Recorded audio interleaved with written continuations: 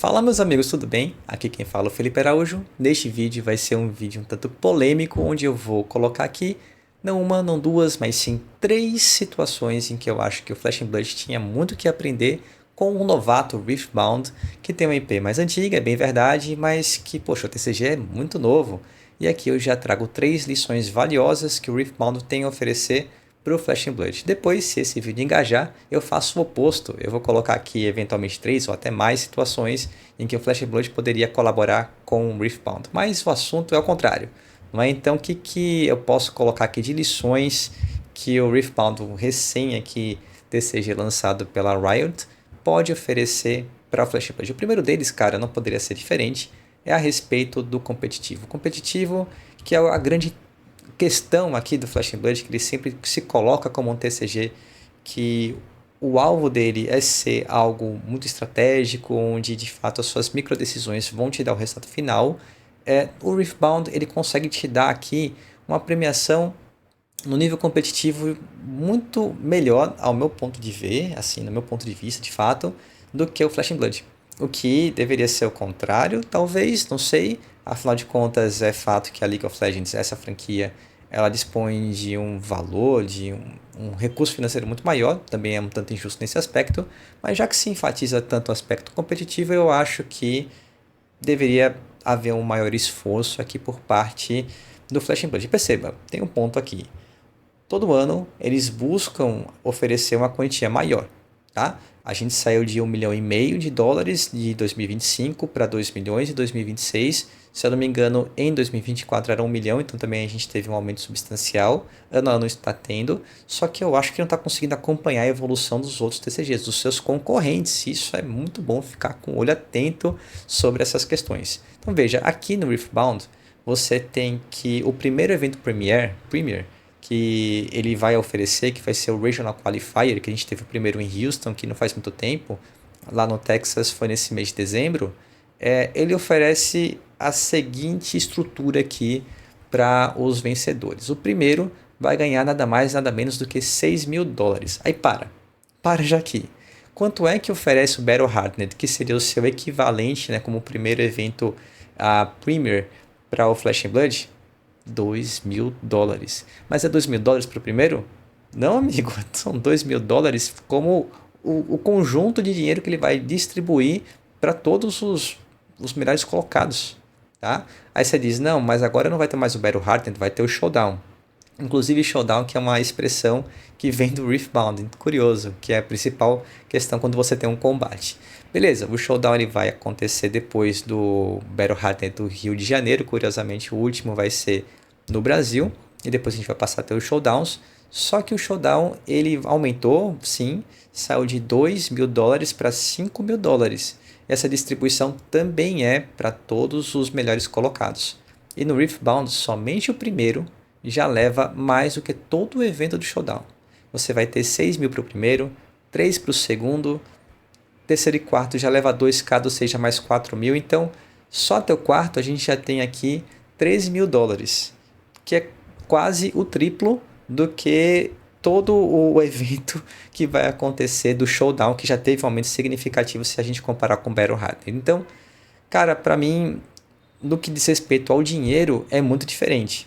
Aí você pode dizer, não, mas veja bem, no Showdown você ainda vai ter o PTI, você tem a Gold Foil, mas aqui o Riftbound não fica para trás. Você tem que o top 8 vai receber uma carta alternativa, né, no caso aqui da Miss Fortune, vai estar aqui, e também o grande vencedor vai ganhar aqui essa carta da Miss Fortune também com outra alternativa e com o playmat exclusivo. Tá, mas ainda os jogadores de Riftbound, aliás, perdão, de Flash and Blood poderiam dizer, não, mas o PTI tem um valor elevado, junto com a Gold Foil, talvez não seja uma comparação justa, tal. Tá bem, só que aqui eu coloco o segundo ponto que eu acho que, sei lá, para mim, pessoalmente, aqui eu acho que a principal diferença que eu vejo assim, de discrepância que me choca mais, que pelo fato do Riftbound não ser algo que se coloque, pelo menos ao meu ver, o competitivo tão no nível fervoroso como o core desse jogo do que o Flash and Blood, para mim esse é o ponto assim que mais me choca. Mas o ponto que eu acho que é mais relevante, pelo menos para mim, é esse aqui.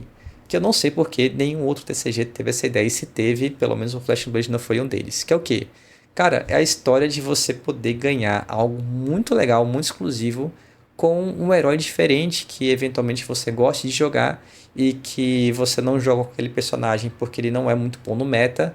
E isso faz com que sempre você veja os mesmos personagens jogando os torneios, sabe? E o que o Riftbound fez diferente para tentar counterar esse tipo de situação? O seguinte, você vai ter aqui o prêmio para cada melhor jogador de cada herói que lançou naquela coleção.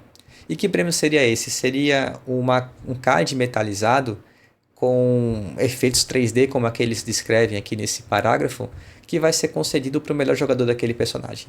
Eu achei isso tão brilhante. E comenta, alguém sabe de outro TCG que isso já está presente ou isso realmente foi uma novidade do Riftbound? Difícil imaginar que nenhum tenha pensado nisso. O Flash and Blood não pensou, se pensou, não viabilizou esse tipo de situação. Ia ser tão legal se de repente, poxa, eu jogo, não sei, de Puffin. Bom, não faz o menor sentido jogar de Puffin, ao meu ponto de vista, no Flash and Blood, porque você tem a Dash.io, que é da mesma classe e que performa melhor. Né? Então, assim, o fato de você poder jogar na temporada de High Seas com uma Puffin seria magnífico, sabe? Você ia poder realmente fazer com que as pessoas tivessem mais interesse em fazer isso. E foi o que aconteceu, em alguns casos, no evento que tivemos em Houston, onde basicamente a gente conseguiu achar vários jogadores ali utilizando decks que não iriam performar tão bem e que a intenção de muitos deles era de fato ser o melhor colocado com aquele personagem para ganhar esse prêmio. Onde você vai ter aqui esse herói metalizado e tal, exclusivo. Veja, não vai ter outro Regional Qualifier, se eu não me engano, antes da nova coleção. Então foi a única oportunidade de você conseguir esse tipo de carta em inglês, sabe? Você não vai ter uma outra oportunidade até novas informações. Então isso fez com que o valor dessas cartas ficassem altíssimo. Você vai ver, encontrar por aí várias informações na internet de cartas dessas daqui, né? Essas 16 possíveis sendo comercializadas. Então é algo que agrega muito para o próprio player que vem a vencer com o torneio como um todo, porque ele também vai ganhar uma, né? Afinal de contas, ele foi o melhor jogador com aquele personagem, e também com os demais, né? Que acabaram também ganhando, ou se qualificando, né? Fazendo o melhor resultado com aquele personagem, cada um ganha um. Achei muito bom, bem interessante aqui, e é algo que, sinceramente, por quê? Porque nunca ninguém fez isso, ou pensou, ou se fez, pelo menos não fez no Flash and Blood. Terceiro ponto que eu coloco, e aí realmente não é para todo mundo, né? Não é todo mundo que curte, mas eu curto e eu acho que ia ser bem bacana também se tivesse esse tipo de coisa, é colocar hits muito expressivos em cada box da coleção. Então assim, Flash and Blood tem as cartas Legendary, que são as lendárias, você tem as cartas Marvels, vira e mexe você tem alguma carta que realmente é explosiva, como a gema que a gente teve nas últimas duas coleções que passam de seus R$2.000 cada uma. Mas diferente, por exemplo, de One Piece ou mesmo do próprio Riftbound, que chega aqui com essa mesma mecânica de você colocar cartas que são overnumbered, né? São além do padrão da coleção. E aí, por conta disso, algumas em específico, elas têm um valor muito alto, tá? Então, exemplo, a gente vai ter aqui a Kai'Sa, que é hoje um dos principais heróis, né? Lendas, como é chamado aqui, no Riftbound, que estão presentes aqui no meta, e ela, se você tira uma carta dessa daqui, ela está custando seus R$1.000 mais ou menos, tá? Um pouco mais, um pouco a menos, depende aí do dia que você for ver no TCG. Só que essa é a versão do Overnumbered, da espécie secreta, vamos dizer assim, que não está assinada. Perceba que essa do lado, ela vem assinada aqui pelo artista que fez aqui essa arte, e aí o valor dela aumenta muito, amigo. E não por acaso eu tive a felicidade de conseguir tirar uma dessa aqui nesse vídeo daqui. Se não viu, convido para que você assista. Foi uma emoção tremenda. Até perdi a humildade, me desculpem. Falei assim de um jeito um pouco snob durante a abertura, que eu fiquei muito emocionado. Seja como for, isso é algo que de fato poderia ser melhor explorado pelo Fábio, como um aspecto não somente de colecionismo, como também de conseguir fazer com que o EV, né, o valor estimado de quanto você consegue recuperar naquela box, ficasse maior. Ia ser algo que ia ser positivo também nas vendas, os lojistas iam ter mais interesse em abrir eventualmente para ter mais singles disponíveis e diminuir o valor das mercadorias no mercado nacional, né, de singles mesmo, ia ser algo vantajoso em diversos aspectos. Então, só para vocês terem aqui a curiosidade, se é que alguém ficou já ter sanado isso aqui é em torno de R$1.000 e essa carta daqui é na faixa de seus R$10.000. A gente não tem um hit de R$10.000 no Flesh and Blood. Talvez tenha no Treasure Pack, né, que foi uma situação muito específica, ou numa Command & Conquer em Dynasty, na Marvel dela, né, eu quero dizer. Mas assim, aparentemente a gente vai ter um desse em cada coleção. Talvez não tão explosivo como essa de 10 mil, mas outras com valor sempre elevado vão estar ali presentes. Então é algo que sim, temos as Marvels, temos as lendárias, temos as gemas, mas parece que existe um certo abismo aqui de valor quando a gente pega essas cartas mais high-end desses outros jogos. E eu também posso colocar aqui o próprio One Piece como um outro exemplo. Pokémon eventualmente também tem alguma coisa assim, é mais raro, é bem mais raro, mas quando a gente pega esses dois, o Riftbound e o One Piece, a gente está vendo que o Flesh and Blood nesse aspecto poderia melhorar bastante. O Magic também com a Collector Box e por aí vai.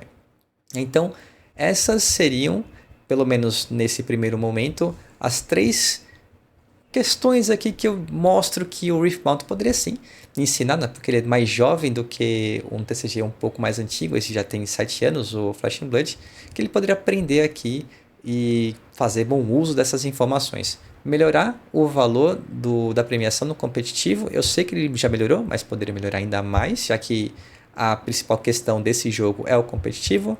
Você ter ainda esse tipo de premiação para o melhor jogador de cada herói, isso seria uma adição maravilhosa aqui para os torneios competitivos.